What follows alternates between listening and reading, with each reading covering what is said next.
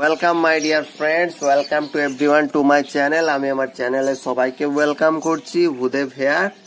তো আমরা recently idioms এর একটা সিরিজ স্টার্ট করেছি এবং আমরা ইডিয়াম ভালো করে আলোচনা করছি। তো চলো আজকে আমরা ইডিয়ামের দেখি কি কি প্রশ্ন আমাদের জন্য রেডি আছে। তো দেখো, প্রথম যে প্রশ্নটা, ইন এ পিকল।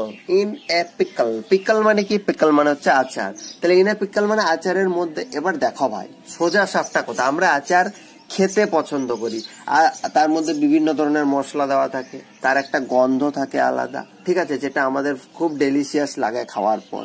সুতরাং আচার খাওয়া পর্যন্ত ঠিক আছে, বাট ইন এ পিকল, আচারের মধ্যে আমাদেরকে ছেড়ে দিয়েছে। এরকম করে ভাবো যে আচারের একটা বড় জার আছে, তার মধ্যে তোমাকে ঢুকিয়ে দিয়েছে, তোমার কি অবস্থা হবে?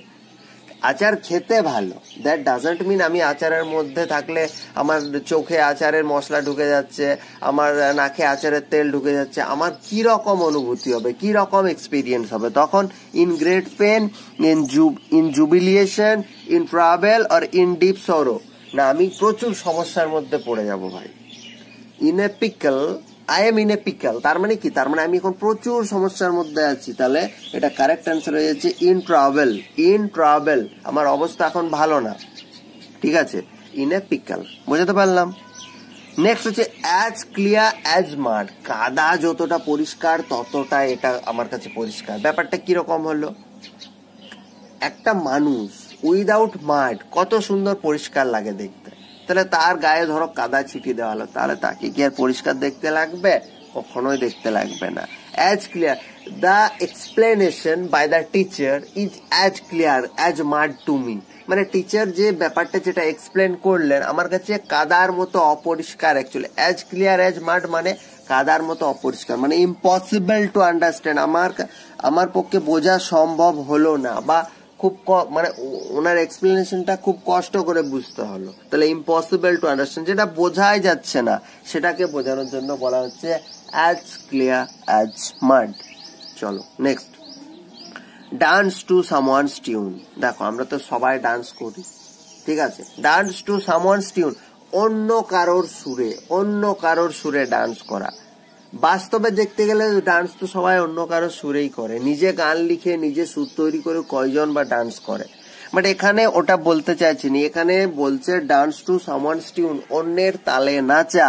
তার মানে হচ্ছে আর্গিউ উইথ আদার্স, তর্ক করা না, ডিলে ইন মেকিং ডিসিশন সেটাও না, do what others want you to do, এটা হয়ে যাচ্ছে correct answer. Do what others want, অন্যরা কি চায় ইউ তোমাকে দিয়ে করাতে, সেটাই তুমি করছো, এটাকে বলা হচ্ছে ডান্স টু সামওয়ানস টিউন, অন্যের তালে নাচা। তোমার নিজস্ব কোনো চিন্তা ভাবনা নেই, কোনো একটা বিষয়ের প্রতি, ব্যাপারের প্রতি তোমার কোনো দৃষ্টিভঙ্গি নেই, ও তোমাকে সেই ব্যাপারটা যেভাবে বলছে তুমি সেভাবে ব্যাপারটাকে দেখছো, এবং ও যেরম বলে দিচ্ছে তুমি সেরম, তোমার নিজের কোনো মেরুদণ্ড নেই, তুমি সেরকম করে ব্যাপারটা করছো। এই সমস্ত সেন্স বোঝাতে এটা ইউজ করতে পারো, ডান্স টু সামওয়ানস টিউন। এবার সামওয়ানের জায়গায় কেউ যদি বউয়ের কথায় বেশি চলে, দেন তুমি বলতে পারো সে dances to his wife's tune. কেউ যদি তার মায়ের কথায় বেশি চলে, সে dances to his mother's tune, ঠিক আছে।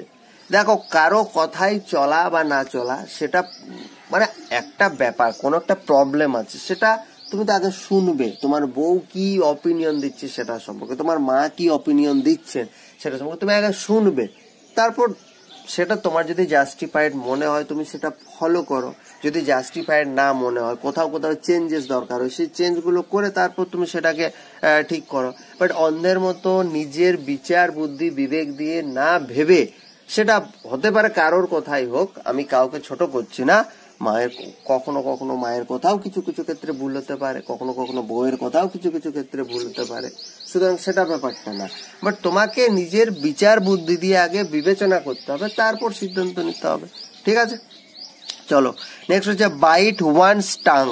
যা, নিজের জিভ কামড়ে ফেলা, খুব একটা ভালো এক্সপিরিয়েন্স না, কিন্তু আমরা খেতে খেতে অচকিতেই, জেনে বুঝে কেউ কখনো কামড়ায় না, আমরা খেতে খেতে অচকিতেই কখনো আমাদের জিভকে কামড়ে ফেলি, বা কথা বলতে বলতেও, খুব রেয়ার এই ঘটনাটা যদি, বাট কথা বলতে বলতে অনেক সময় কামড়ে ফেলি। এটার মিনিং কি? আমাদের কাছে এক্সপিরিয়েন্সটা বিটার, ভালো অভিজ্ঞতা না। তাহলে টু ফিল সরি, সরি বলতে গেলে আমরা কামড়ে ফেলি না। To ask someone that you want, আমার ওটা চাই, মা আমার ওটা চায়, বাবা আমার ওটা চায়, জিভ কামড়ে ফেলি না তো। To stop yourself from saying something because that would be better not to, এটা হতে পারে। Bite tongue while eating, option D এখানে হচ্ছে না। তাহলে এখানে অপশন সিটা ক্লিয়ার বোঝা যাচ্ছে। Two stop yourself from saying, কোনো কিছু একটা সিচুয়েশনে আছে যেখানে তুমি কিছু বলতে যাবো ভাবলে, but bite tongue once tongue মানে হচ্ছে তুমি তোমার জিভটা কামড়ে ফেললে, তার মানে তুমি তার কিছু বলতে পারছো না। তার মানে এই সিচুয়েশনে এই কথাটা না বললে বেটার, না বললে ভালো হতো। সো অপশন সি হয়ে যাচ্ছে কারেক্ট আনসার। নেক্সট, এ রেড লেটার ডে, খুব ইম্পর্টেন্ট এবং খুব মজাদার একটা ট্রিক, সরি ইডিয়াম। এ রেড লেটার ডে, তোমরা ক্যালেন্ডারকে কখনো ভালো করে লক্ষ্য করেছো? দেখবে হলিডে যেগুলো থাকে, সানডে যেগুলো থাকে, সেগুলো দেখবে সবসময় রেড কালারে থাকে, বেশিরভাগ ক্ষেত্রে রেড, লাল কালারে থাকে। সো রেড লেটার ডে এটাই বোঝাতে চাইছে যে তোমার কাছে আজকে ছুটির দিন, মজা করার দিন। রেড লেটার, ছুটির দিনই তো আমরা মজা করি, যাবতীয় আমরা প্ল্যানিং করি, শপিং করি, কোথাও যাওয়ার থাকলে যায়, ছুটিতেই তো যায়। তাহলে ডেঞ্জারাস ডে কখনোই না, রেড লেটার ডে মানে ডেঞ্জারাস ডে না। সরোফুল ডে কখনোই না। An important or joyful occasion in one's life, একজনের জীবনে একটা ইম্পর্টেন্ট ডে, একটা ভালো ওকেশন। কারণ কি, আমরা ওকেশন যত সবাই তো ছুটির দিনেই আমরা করি না। নেতাজি জয়ন্তী বলো, গান্ধী জয়ন্তী বলো, বিবেকানন্দ জন্ম জয়ন্তী বলো, সব তো রেড লেটার ডে, কারণ সেগুলো ছুটির দিন থাকে। ইন ট্রাভেল না, ট্রাভেল কখনো হবে না বাবা। তাহলে a red letter day means an important or joyful occasion in one's life. Next, to call a spade a spade, এটা সম্পর্কে আমি একটা মজাদার গল্প বলবো, বাট তার আগে জেনে নি। To call a spade a spade, to call a spade, একটা কোদালকে বলো এ স্পেড, জাস্ট একটা কোদাল, মানে একটা কোদালকে একটা কোদালই বলো। এটা থ্রু কি বুঝলে না, যতটুকু ব্যাপারটা ততটুকুই বলো, বাড়িয়ে বলার দরকার নেই। এটা সম্পর্কে আমি একটা গল্প বলছি। 3 বন্ধু ছিল, ঠিক আছে? 3 বন্ধুর মধ্যে একটা বন্ধু ছিল যে একটু এক্সট্রিম লেভেলের ঢপ মারতো, খুব মিথ্যে কথা বলতো, বাড়িয়ে বলতো।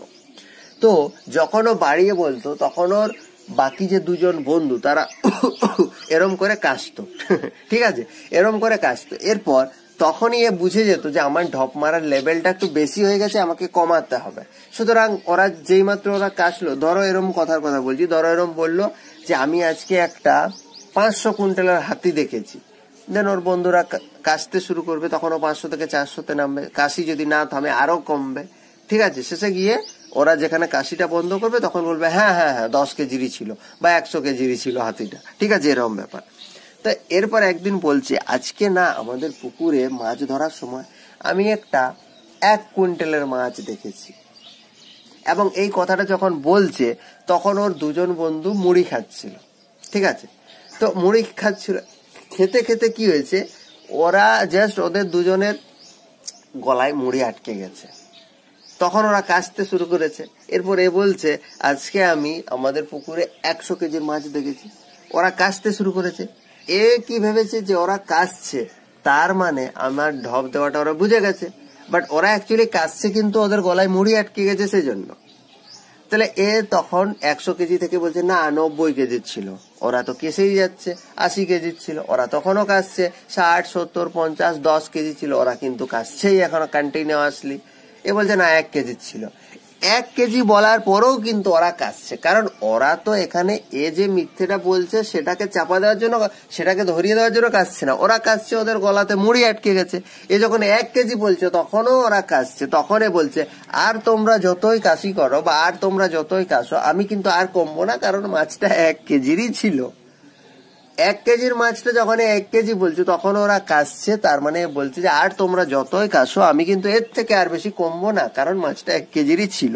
তাহলে ব্যাপারটা দেখো, 1 কেজির মাছকে বাড়িয়ে বলেছে 100 কেজি। তো সেই জন্যই আমি গল্পটা বললাম, to call a spade a spade, to be frank, অকপটলি বলো, যতটা আছে ততটুকুই বলো, বাড়িয়ে বলার কোনো দরকার নেই।